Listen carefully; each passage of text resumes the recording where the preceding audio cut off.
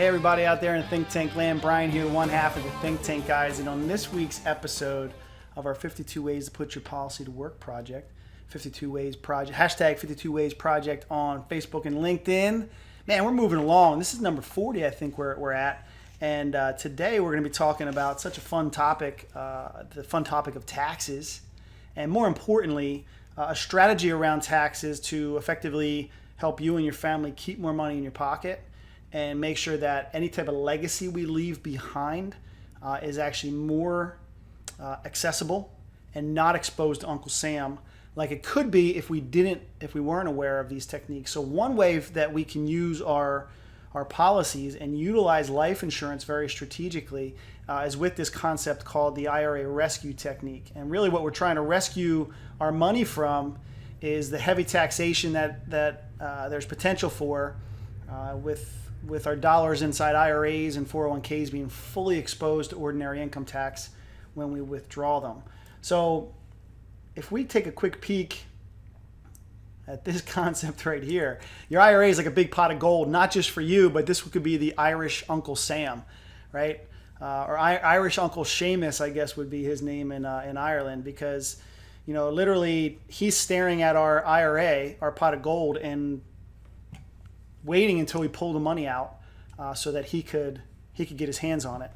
Here is a more specific chart that is going to help us understand. Let me paste this over here. Here's a more specific chart that's going to help you understand taxation a little bit more. If you don't understand how marginal tax rates work, you really should open your eyes up to this because of how they affect our distributions on. They affect so much, but how they affect our distributions on IRAs and 401ks, especially in retirement. We're all incentivized to shove money into these IRAs and into 401ks because of the tax deduction on the front end, and then they can potentially grow without being taxed along the way. Those are some very good benefits for sure. But then the challenge is when we pull them out in the future, that income is considered ordinary income on top of any of our other income, and it gets basically gets stacked up. And what you can see here, hopefully you can see this, and this will help you understand a little better. What you can see here is that,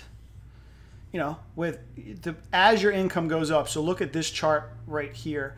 As your income goes up, with more income being added to it from a job, from retirement distributions, from an inheritance that you might pull money from an IRA, that's kind of what I'm talking about here. The more money you add to this column, starting with the bottom and going up, the higher your tax rate goes. And for today's talk, I'm going to use this number right here, 24%.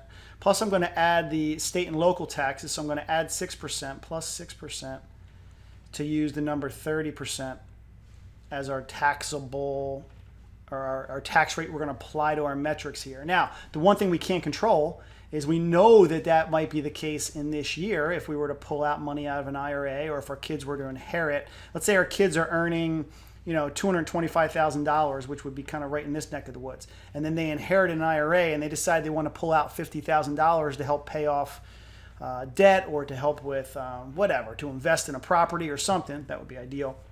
But when they pull it out of the IRA, it gets added on top of their $225,000 here, and it's totally taxed in this space, which would be 24% plus whatever happens at the state level, local level, about 30% tax rate. So for the kids to pull out, this is just important to see. So for the kids to net 50 grand, they would have to pull out of the inherited IRA $71,000, 71,428 to net 50 grand. 71,428 times after the net amount that would be to them after taxes, $50,000. And this is important to see because we're all sitting on these buckets of money. And we think, Wall Street's telling us how much is in them, and we really don't know because we don't know what tax rate we're going to be pulled at. So this is the risk.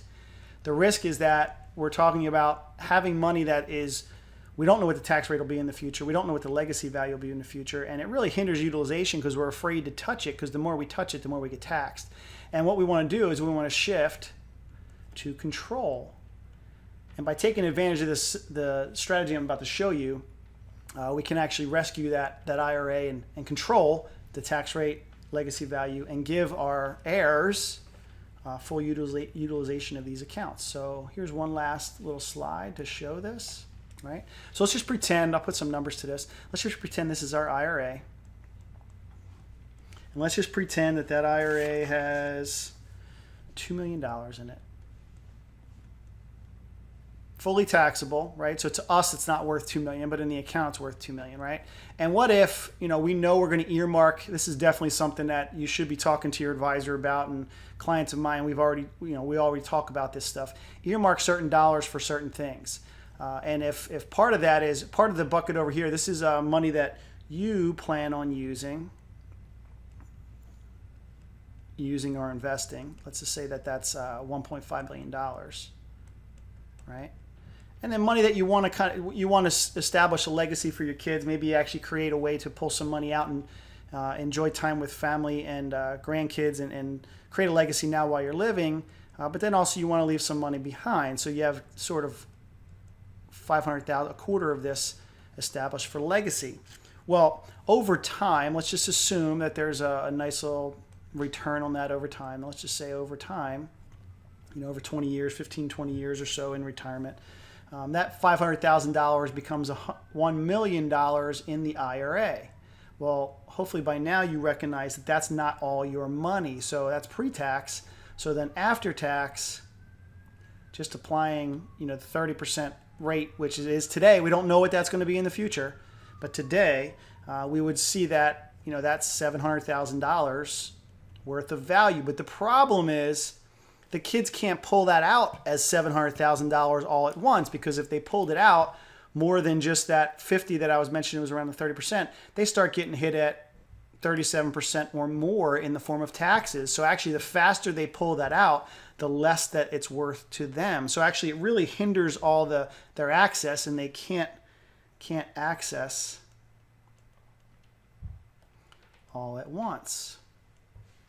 So it really hinders their utilization. Well, what we want to do is we want to shift. We can shift, and this is where the rescue comes. By utilizing life insurance, which is one of the best assets to inherit because it comes through tax-free, we could actually use that $500,000 over time to build a life insurance policy that has access for the insureds, as well as along the time. But let's just say that over the course of that 15 or 20 years or whatever, let's just say the death benefit on that policy ends up being $900,000 death benefit. So at first glance, someone would say, oh, that's less than the $1 million. How would that be valuable to me? That's less money. Well, that's not the case, because that $900,000, with it's not taxed, is worth $900,000 to the heirs. Right? And they have full access to it to do what they want to do. Use $50,000, $100,000 for those examples I mentioned earlier. Invest the rest.